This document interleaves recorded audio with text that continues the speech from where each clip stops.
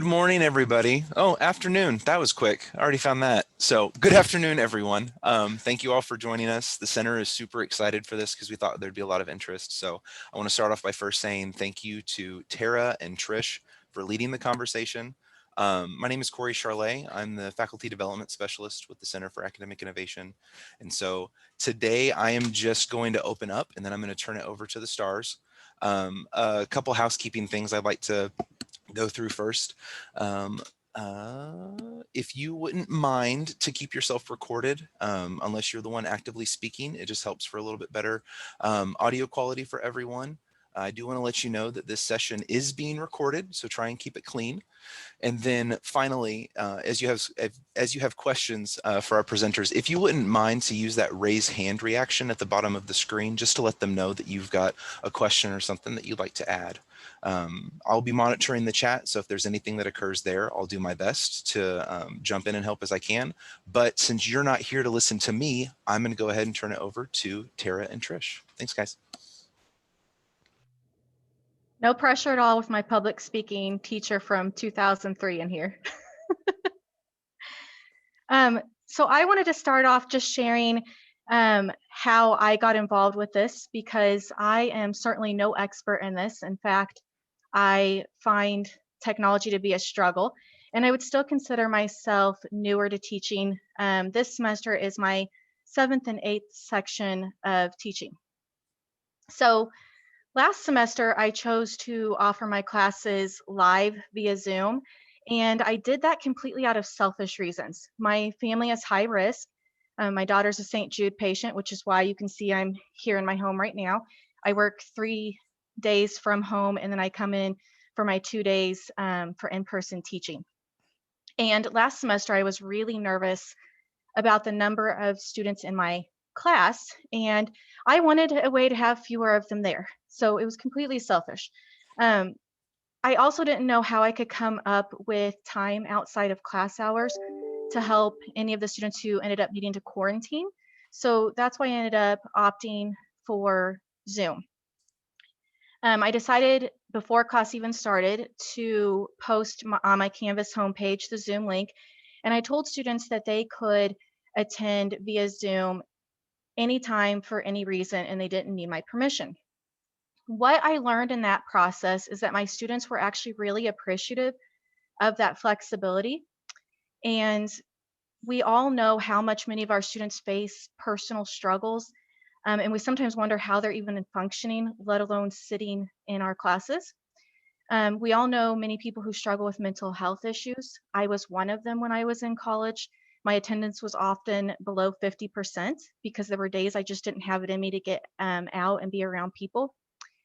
It took me 11 years to graduate because of that. But I've noticed that my students this semester and last are communicating with me more.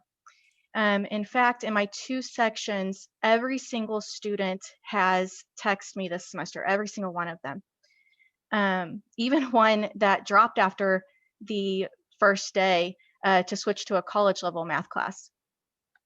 I have one student this semester that would have been considered high risk. She's in high school and has a newborn. She's never once attended lecture in person. She's always done it through Zoom. And after 2 tests, which she has come in person for, she's acing my class. My retention has improved. The level of communication that I'm seeing from my students has improved.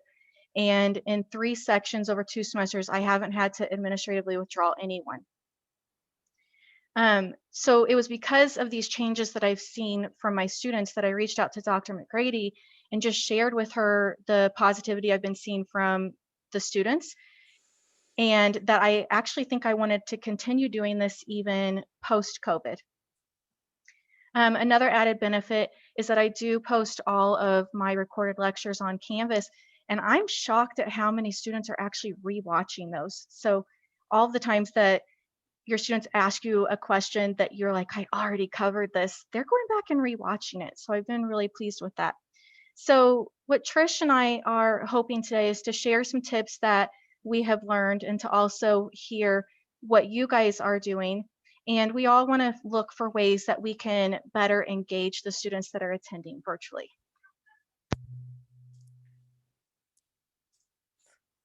All right. Hey guys. I'm super excited you chose to be here today. Um, I love conversations. I love conversations about teaching. It's my idea of a good time. Anyway, um, what I kind of want to talk about initially is an idea that Zoom is hard. Zoom is hard for anyone. And you guys know this. I hope that I am certainly guilty of coming to a meeting, muting myself, turning off my video, and then not having a clue what happens next, and getting almost to the end of the meeting and being like, oh, wow. So I think that one of the things that kind of started my journey was this idea that Zoom is hard. It just is. And it's hard for well-intentioned students. So then the question is, how do I help students who are struggling with this, who need this flexibility to be more engaged in class? So just big idea hint here. If you're really serious about making your Zoom classes better, one of the biggest hints I have is just this. Record your class and watch it. It's painful, it's awful, the agony is real, but you discover all kinds of things. You discover what they can see, what they can hear, what you do that's helpful, what you do that's not so helpful, just all kinds of things. So I would really encourage you to do that. But just for the fun of it here, so here's what I want you to do. I want you to tell me with a show of fingers, okay? So 1 to 5, 1 being that you love teaching on Zoom, it's like the best thing ever, and 5 being you hate it with intense passion. So what do you think about Zoom? What do you think about teaching on Zoom? We got some 3s and 2s, so we got some hatred going. Well, not hatred, but dislike. All right. Okay.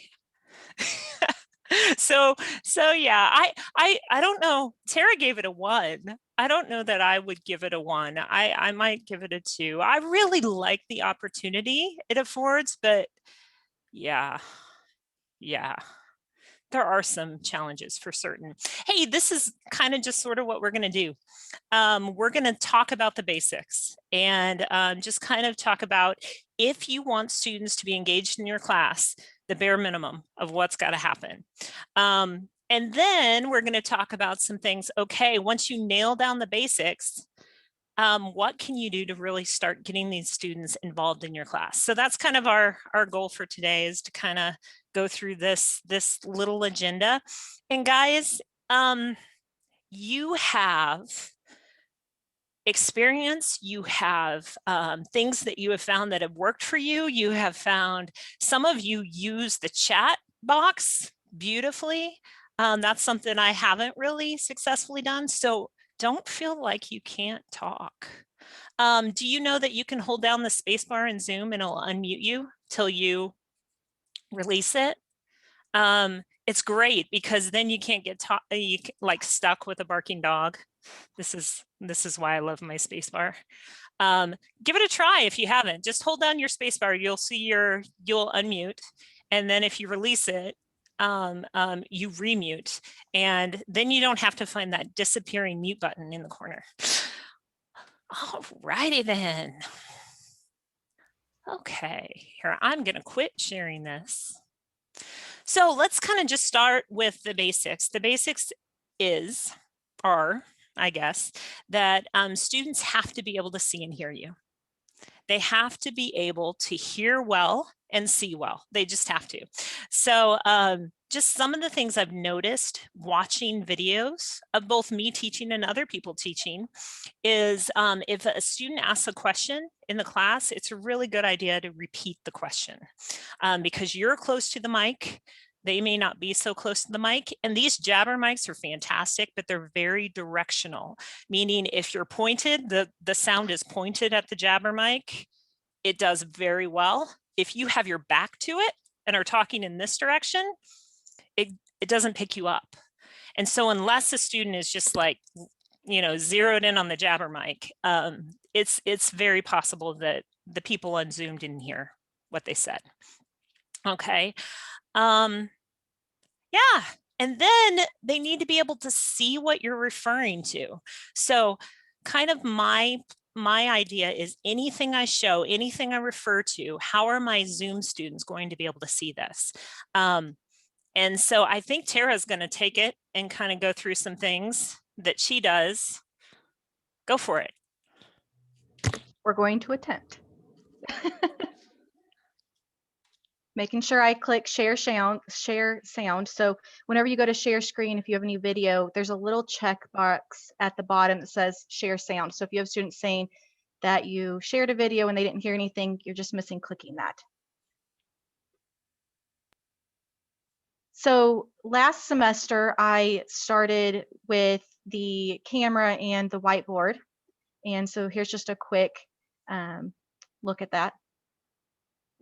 We know this is our left hand because it makes a, this is our left hand because it makes a L. Nobody's learned that, really? Okay, this is our left hand because it makes an L. You've never learned that. There you go. This is your right hand. I'm going to tilt these, and my left hand. So you can see my online students also responding as well as the in-person.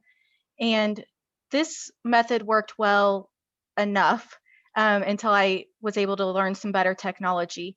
So now what I'm using when technology cooperates, meaning my projector works and all of that, I'm using my Wacom tablet paired with OneNote. So this is what that looks like.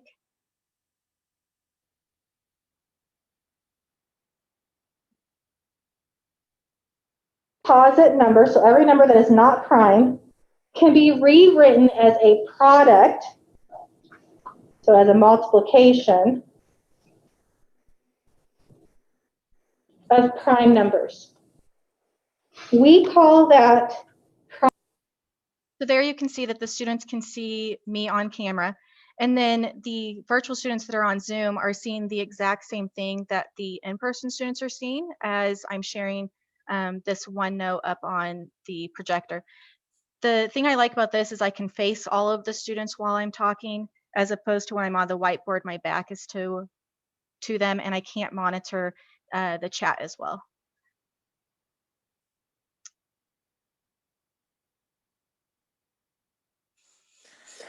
Another way you can share what you're looking at is a document camera. And this would allow you to write on a sheet of paper and display it directly to the students. The students can see. I will say that I have watched both my class period when I used it, and I've watched others who've used document cameras. And on the top, if you look, there is a button that says AF and SC. Okay, and and the button slides back between S and C. Okay, AF stands for autofocus, and SC stands for single or continuous. All right, guys, in my opinion, the continuous autofocus drives me nuts. Like every time you move your hand, the document camera is focusing and refocusing on your hand, and it just drives me insane. So my preference is to put it on single focus. Then you have to actually ask it to focus once. So you have to hit that button that's next to it and have it focus.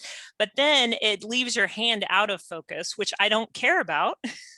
and it just stays focused on the paper. So again, that's just something I learned by watching what was happening in real life.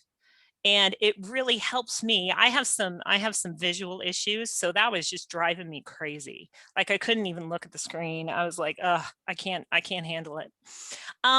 Another way that you can kind of share your screen is if you take a look at the gallery. Do you see how I'm logged in twice? So I'm here, but I'm also another black box. And some instructors don't realize that you can log into your Zoom account multiple times on multiple devices, and it has no problem with it. So I actually log in my laptop computer and I write on it. So I don't have a Wacom. I just have a touchscreen laptop. think iPad or something like that.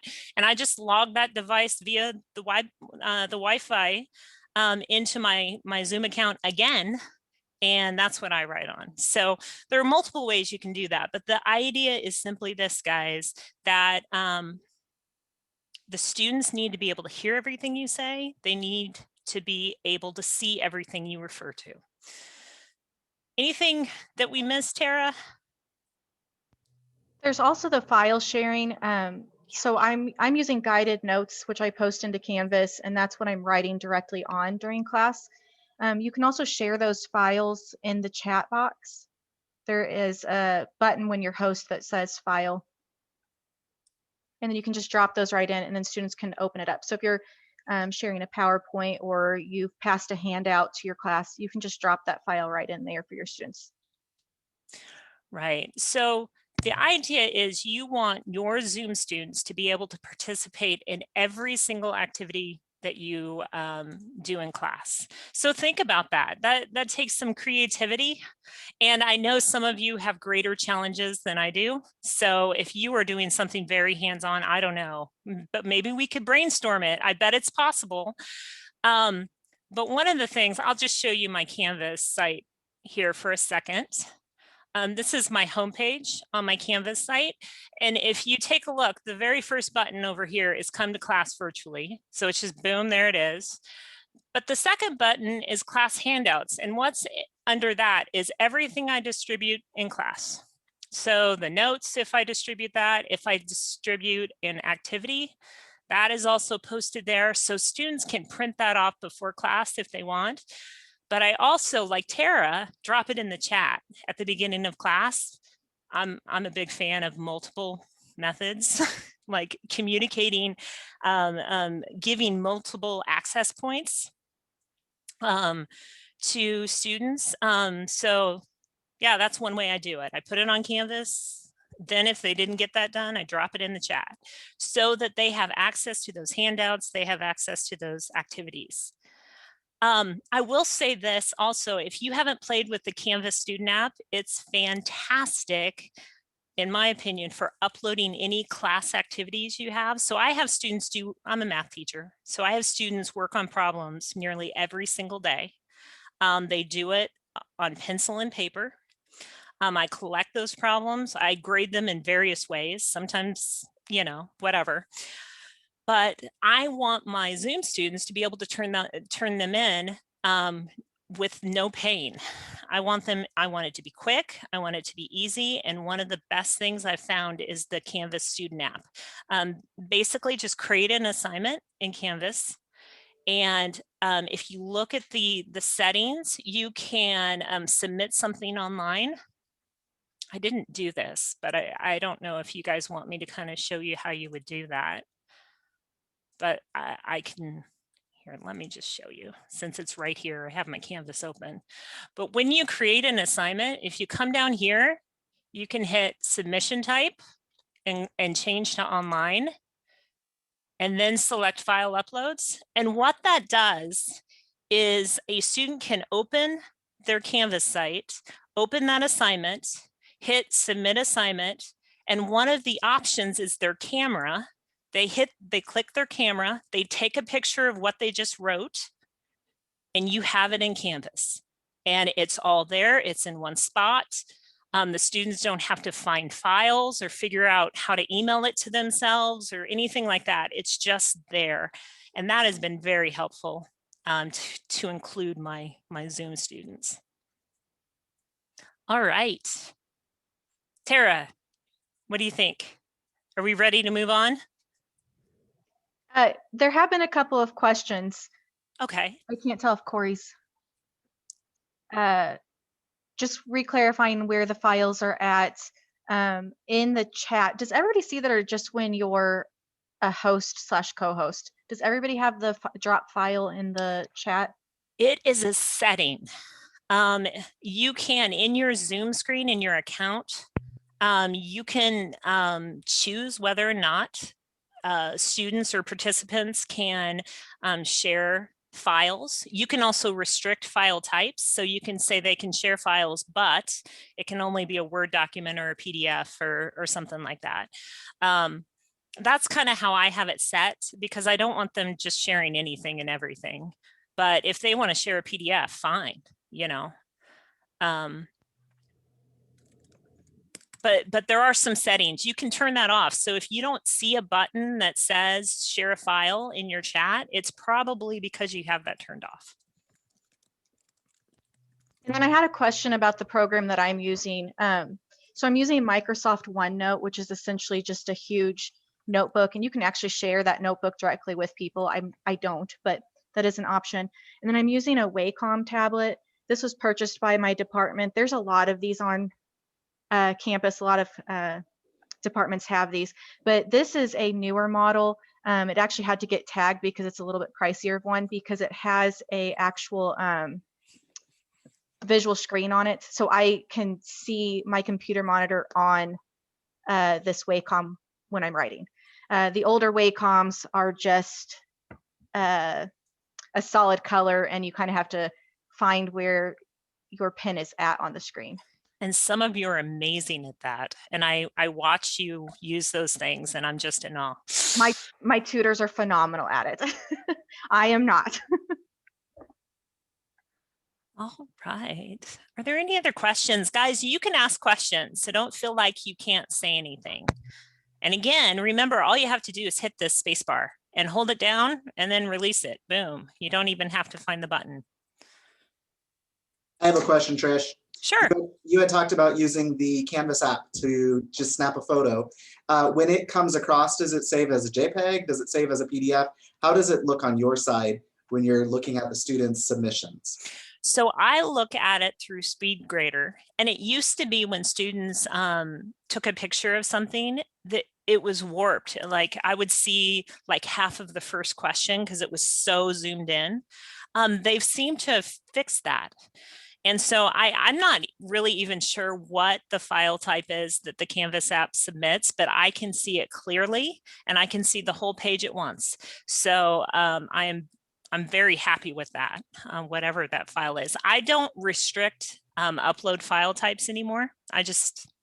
Because Canvas has gotten so much better at dealing with the different file types. As long as I can see it and read it, I'm thrilled that it's there.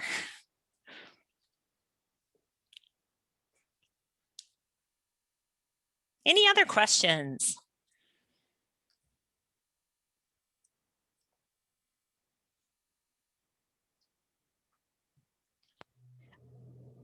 I think before we move on to the level up, these basics are things that are going to be different for everybody. Not everybody needs a board to write on for their class. Some of you might be sharing PowerPoints and stuff like that, but we would be happy, and so would you guys aren't OTC Online anymore. I just lost your name, but they'd be happy to work with you to help you figure out what method is best for your class. But I just want to encourage you to not be intimidated by it, because I really was, and I've never been strong with technology, and I'm figuring this out. So, you know, I just had a thought about whiteboards. Just to kind of keep in mind a few things. First of all, I've seen some of instructors at Richwood Valley, and I think this is very, very simple, but very brilliant.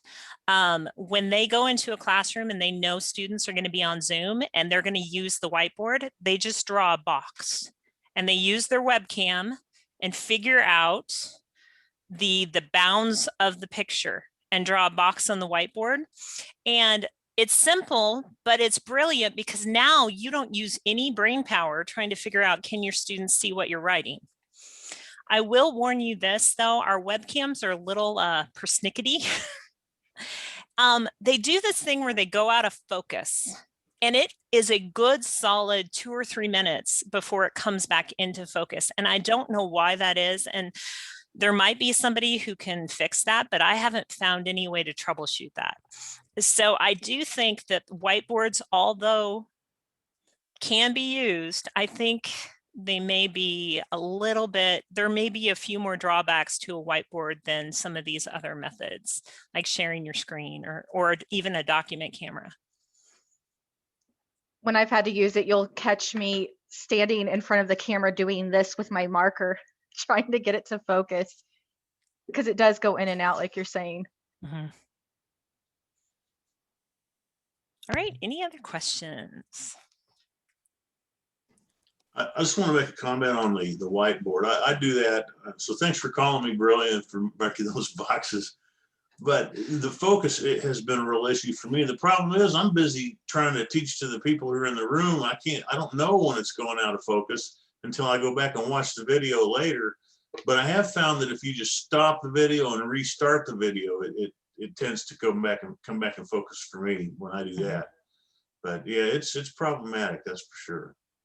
When you say stop the video and start the video, are you talking about on the computer, or are you talking about like actually unplugging the camera and re-plugging it in? No, just down on right next to the mute button, where you would, like, if you wanted to just, like right now, I'm going to stop my video so it just shows my picture, and then restart my video, and then now you can see me. Yeah, I don't stop the whole Zoom session. I just shut the camera off.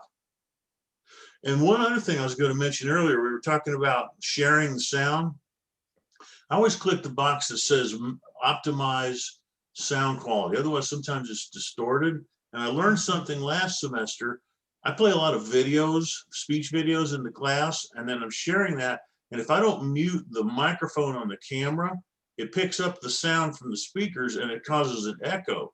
So they're hearing the computer and then they're hearing the delay of the speakers in the room and the ceiling. So I've learned to mute it while I'm sharing the computer, and that yields much better results. That is absolutely true. My 2-device thing works great but my laptop is completely shut off. Nothing is on, like it is muted, the video's off, the volume on the computer's off, everything's shut down, or else it does create that audio awfulness. I'm sure I did that to you guys earlier. I've never shared a video before today, and I'm sure I did that to you guys today. No, it was great. It was just fine, Sarah. So no worries. I've had huge issues with that. I'm teaching a class that, well, everyone in Lebanon, Waynesville, and Republic are teaching classes that I have students in the classroom, and I have students that are zooming in from another classroom, and then I have students who are zooming in from home.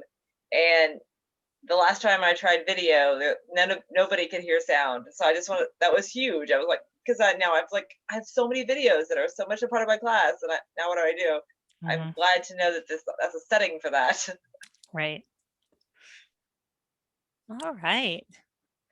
Okay, well, let's talk about once you get the basics down, once a student can hear and see everything that you do in class, what are some things you can do to kind of pull them in and engage them in class even further? So we're kind of moving into this level up section of sorts. The first thing I have found is that if you expect a Zoom student to respond, the wait time is tremendous.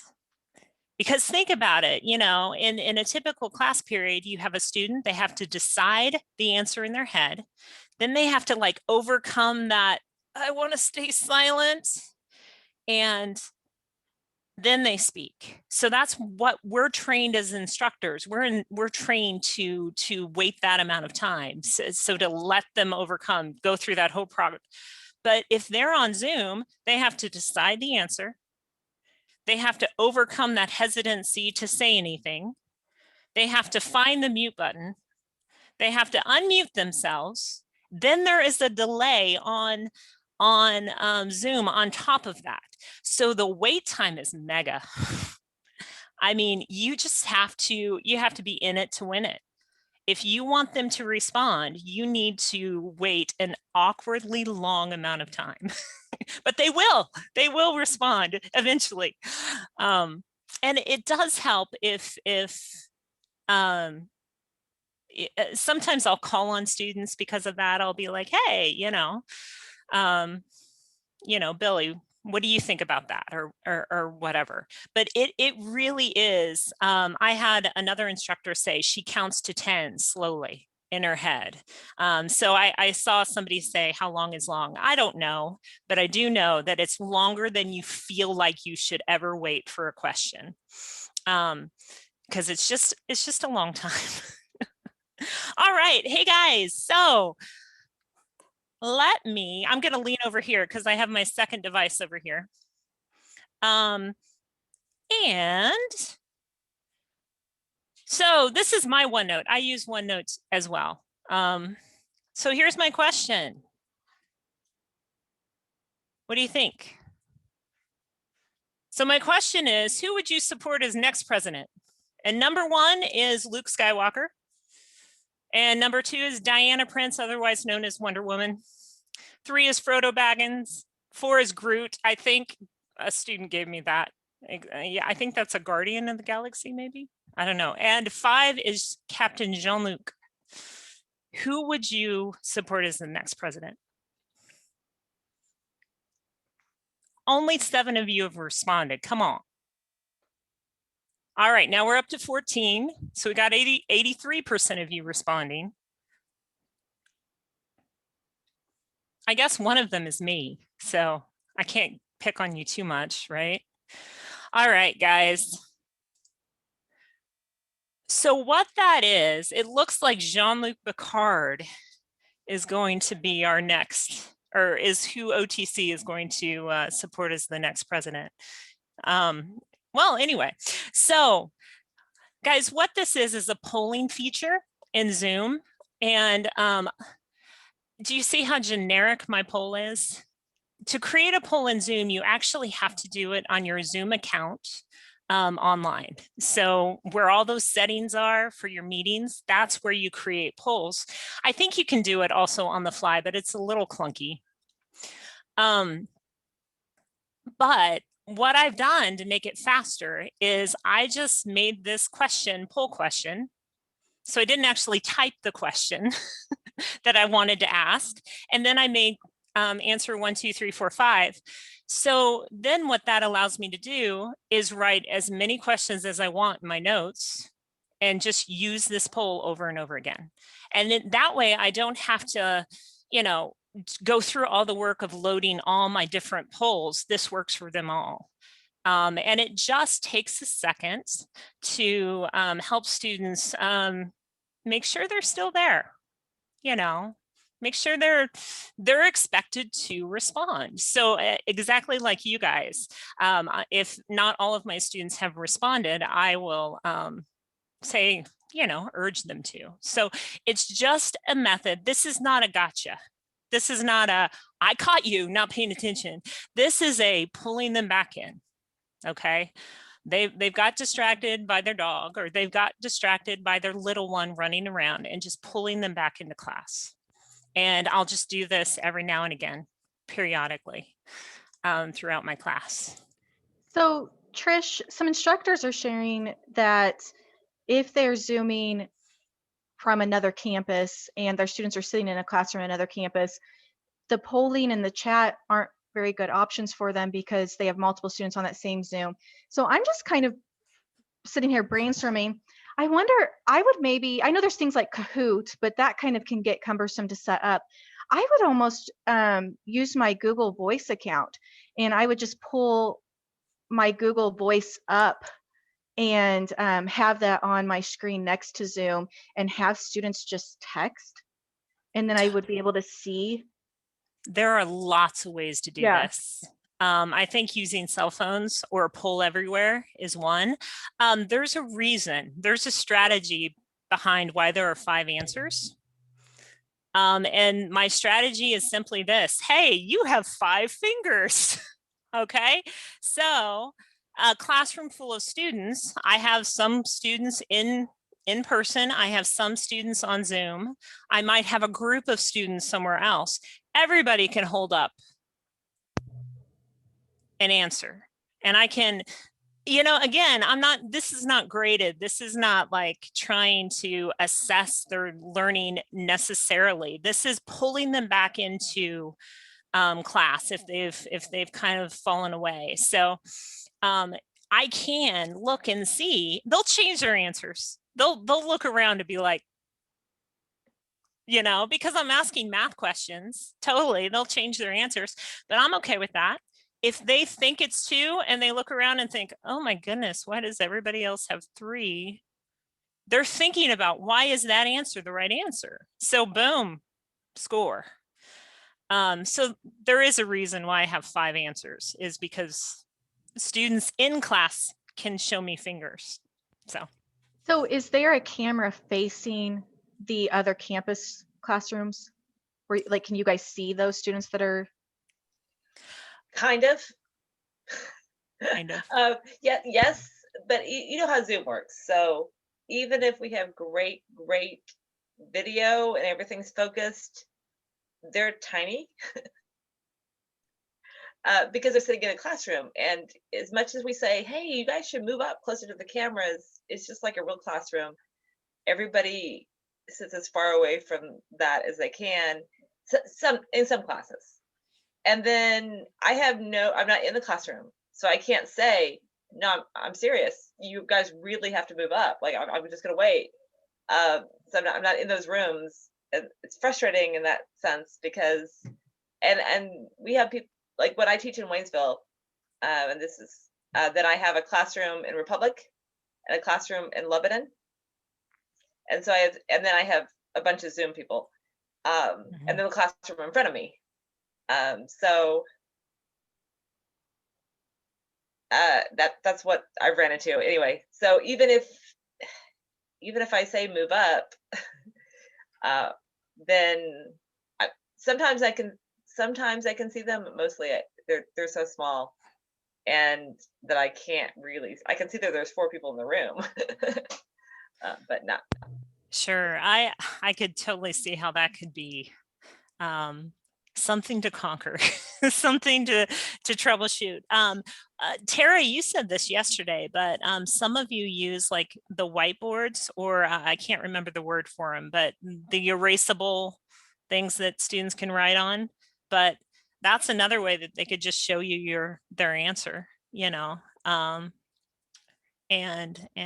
put it up there. So, I mean, there might be a couple ways to kind of troubleshoot that. I saw somebody say on the chat that you could have students logged in on their own devices. So they just log into Zoom on their phone in Lebanon, you know, all 4 of them, and then answer the polls on their phone. That might work. I will say that whenever you're trying to get students over the hump of using technology, you just have to stick with it for an unusual amount of time. I feel like I just do something that doesn't work, and then do something that doesn't work, and do something that doesn't work, and then all of a sudden it works. And I found that with the student Canvas app. I actually have all my students turn in their handwritten work using that Canvas student app, whether they're in person or they're on Zoom, then it's all there. And I'm not carrying around papers. I just go back to my computer and boom, all 24 papers are there. But it was a good solid 2 weeks, 2.5 weeks, where I had students say, oh, I forgot, oh, it didn't work, oh, this, oh, that, you know, and then all of a sudden I have all my papers every time. It's like you have to stick with it. They resist it. They don't want to do it that way. They can't figure it out, you know, it's hard. And then all of a sudden, snap, everybody's doing it. So that's been kind of fun to watch. They do figure it out eventually.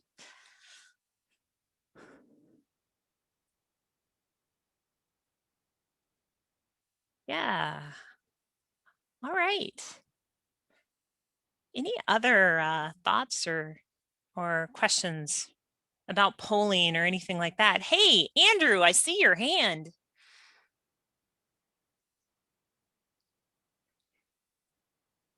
Oh, you're muted.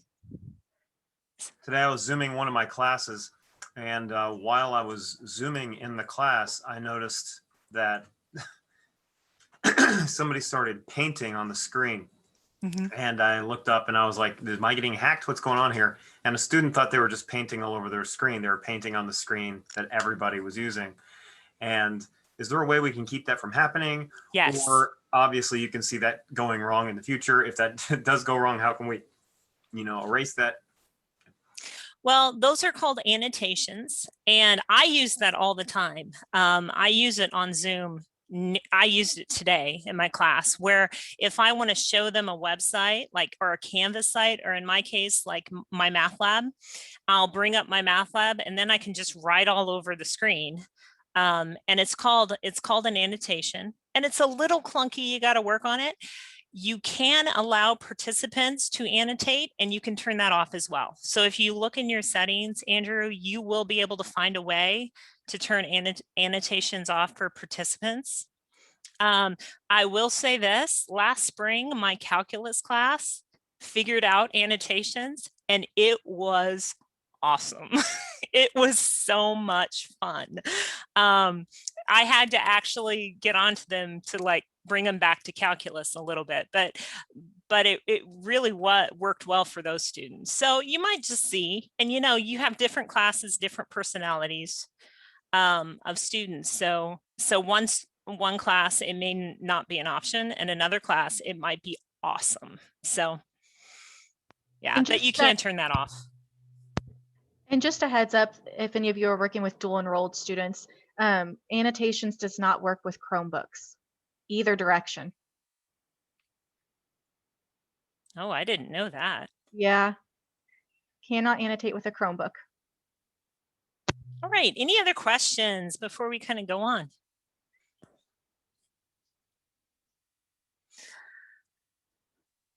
I don't know if this is the appropriate time for the question, but Go for it. I've been trying to use chat for my online students to create a group discussion, and I was wondering about tips for using that. It's been, I don't know.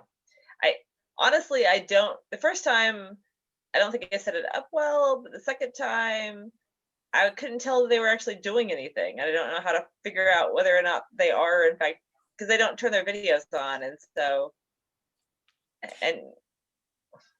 anyway. I don't know, Laura. I haven't played with that. So that's something we could kind of brainstorm and try to think about. I'm not a big user of the chat. I want to hear my students' voices. But I do know from just conversations I've had with some of you on Facebook that some people use the chat very well, and it's an important part of their class. So yeah, I wonder if there's a way to kind of, because that's a great idea. Surely there's a way to pull that off between Canvas and Zoom and all that kind of thing, all those kinds of things that we're talking about. Well, like I said, I've tried it. The first time I did, well, I've tried it 3 times. The first time I didn't have it enabled, so I was like, well, that didn't work in settings. And the second time, I realized that once I was not very adept at moving from chat room to chat room, groups to group. And so my students that are zooming in from a campus can't see me at all once I go into a group. And then the third time, I couldn't tell if anyone was doing anything, like because they didn't have their videos or sound on, and so it would all go through chat, and I couldn't figure out how to find it. So I'm still working on it, but I didn't know if there was I've learned a lot. I've learned so much so far. So if somebody knows how to do it. So Laura, I was completely not, I wasn't with you totally when you said that initially. I would call them breakout rooms. So when you said the chat, my brain was in the chat box. So I apologize. I completely misunderstood what you were saying.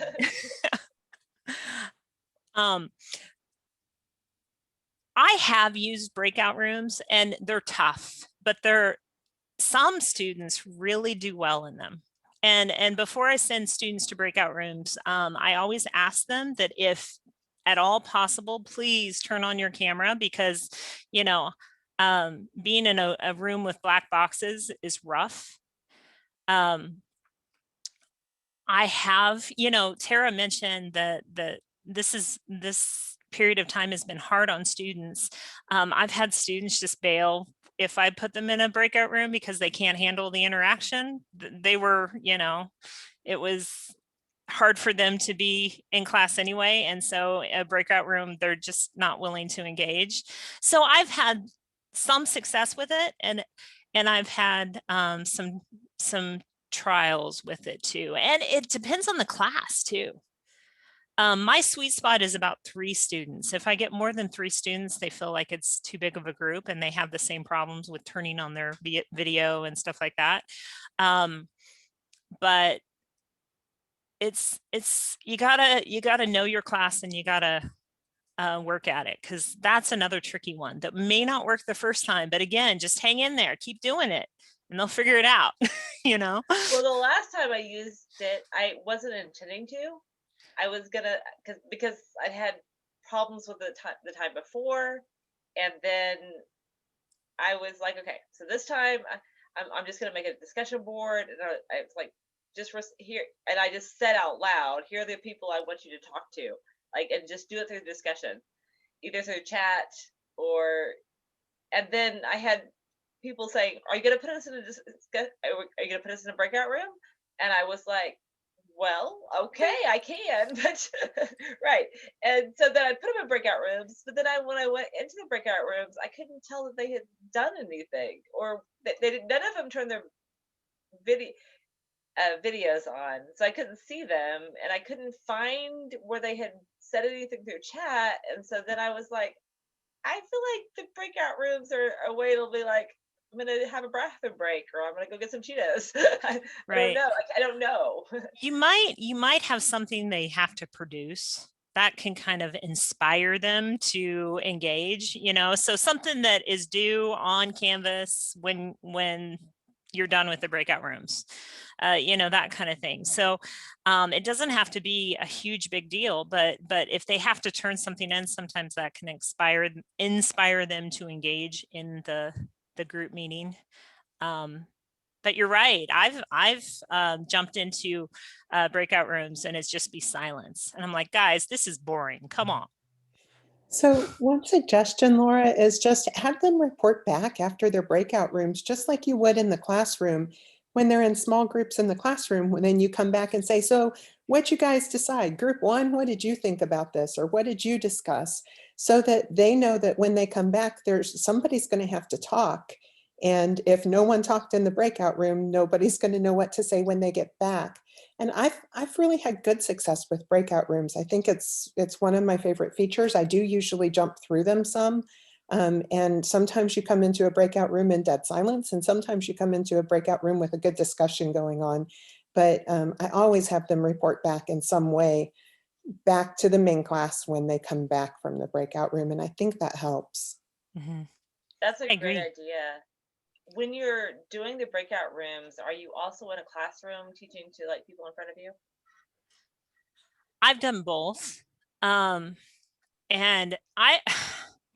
I would definitely talk to your supervisor before you do this, but I have done things where I've asked my entire class to come on Zoom and done breakout rooms that way. So even a seated class. So I definitely make sure that's okay before you do that. But I have done that occasionally, but I've started to play with how am I going to do this in, you know, I've got mixed modalities going on, and it is doable as long as there are enough people on Zoom.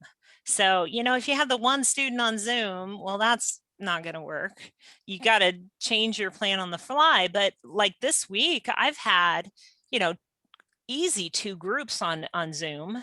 And then I'll put my students into kind of discussion groups in the classroom, and then 2 discussion groups on Zoom. And it works great. I have students in discussion, groups like you're talking about. That's what I was trying to do, is like my Zoom students are on in discussion groups, so the people who are in the classrooms were in discussion groups. But my students that are seated in the classroom don't have computers. Mhm. We're not in computer classroom, so it has to be very, which makes it a little tricky to figure out what I'm going to do ahead of time until I see where everyone else is. Yeah, I've totally had to abandon plans because of who's on Zoom and who's not, you know.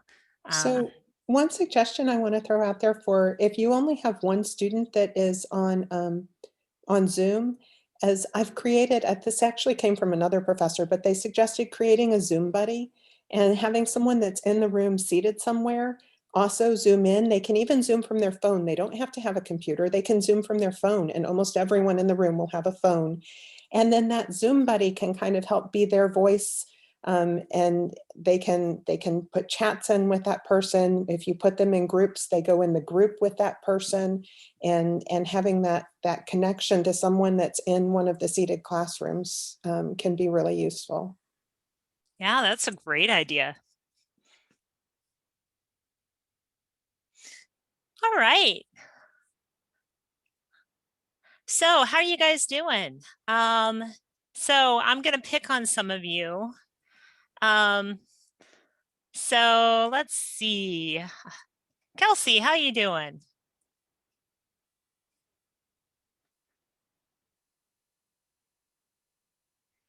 Can you find that unmute? Yeah, there you go. Yeah, I tried the space bar. It wouldn't work on my computer for some reason, at least this time. I'm doing all right. Thank you. All right. Awesome. Debbie, how you doing? I'm good too. Good. Thank you for sharing all those great ideas. I learned stuff. I love talking to you people because I learned stuff. Hey, Christy, long time no see, man. Yeah. I'm How are just you down the doing? hall, but I don't see you very often. Yeah, I know. It's weird. These last 2 semesters have been so strange. Hey, Dave, how you doing? I'm doing just fine. Just All right.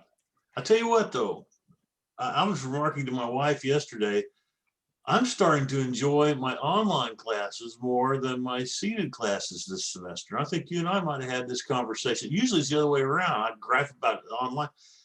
My online students are on the ball this semester, and I don't know what the factor is, but I've got some seated students that are really struggling and some attendance issues that are really not so swell. And so I'm having a very different experience this semester, but I'm fine. Good.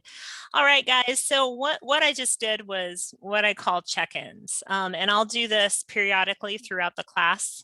And I'll just go through all my Zoom students and have them respond and say, how you doing? You know, and kind of just check in on all of them and expect a response. And it's not anything, again, my goal isn't gotcha. My goal is to bring them back to the attention on the class. And I mean, I had a student this week that I said, hey, you know, Jill, I just made up a name. How you doing? Nothing. Jill, can you figure it out? Can you figure out that unmute button? Nothing. And, you know, I'll wait for them for a good amount of time. And the more you do this, the more you feel they kind of have to work out the technology. So you got to be patient. But if they don't respond, what I did, I just move on. But I messaged her after class and it was just like, hey, Jill, you know, it seemed like we lost you halfway through a class. Are you okay? Did you have any technology issues? Do you need anything? And, you know, she texted me back and she had worked all night and then Zoomed from home from her bed, which wasn't a good plan. And she had just, she just told me, I flat out fell asleep. I'm sorry. So maybe Zooming's not the best option for me. I was like, totally understand. You're working hard. But again, the point isn't that I'm trying to catch them. The point is that I notice if they're gone. Just a human noticed that they weren't there, that there was no person behind the black box. And I think that that's really important to Zooming. Yeah, we're kind of wrapping it up. The last thing I would say, the last little hint I would say is this: ask your students how it's going. They will tell you. Let me just say, they will totally tell you how it's going. And tell them, ask them if they can hear, ask them if they can see, ask them if they can find things easily and turn things in easily, and listen to what they have to say, because they'll tell you. And you can fix things. You can fix things that are difficult for them. All right. So Tara, do you have anything else? Nope, this is the moment I panicked. Oh no. Hey, guys, we talked about annotations a little bit. You got to play with it. But I will say that annotations are very helpful if you're trying to indicate to your students where to find things, okay? Or where to go, find this button. It's very helpful because it just allows you to write on top of anything, which is kind of nice. And by the way, if you do allow annotations for your students, there is a setting that makes them anonymous, but then there's also a setting that makes them not anonymous, so you can see who's writing on your screen. So that may be something. That's what I had to do with my calculus class, is I turned off the anonymous annotations. So once I knew who was writing on the screen, it dialed back all the craziness and got back to the calculus. And I really enjoyed actually having them write all over the screen in math. It was actually a lot of fun. All right, what questions do you have? Let's talk. I want to tell you that this has been the most helpful teaching like online or through Zoom course I have had yet. and I have been through so many of them, and all the online stuff, and this actually tells me things I can actually do in like, not theoretically, like go here, do this. And I'm like, this is brilliant. So thank you so much. Oh, well, I'm so glad, Laura, so glad. So a few people are asking about annotations, and it's really slick if you have a touchscreen. I'm just writing on my tablet. You can use a mouse to annotate, so you can use just the mouse on a computer, but you guys have to have some skill that I don't have. And there are some people who can write with a mouse. And again, it's just amazing to me. But yeah, I can't. I prefer the touchscreen. So. And if your students can't annotate, it is because of a Chromebook. That's the only device we've seen in tutoring that doesn't work with them.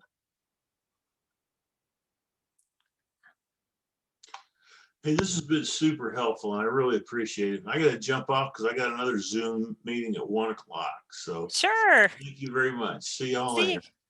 See you, Dave. So guys, I think we're finished. Are we finished, Tara? Yeah. So if you have questions, please hang around. I will chat as long as you want to chat. But if you're done, then have a fantastic day and weekend. Do something fun. It's supposed to be gorgeous.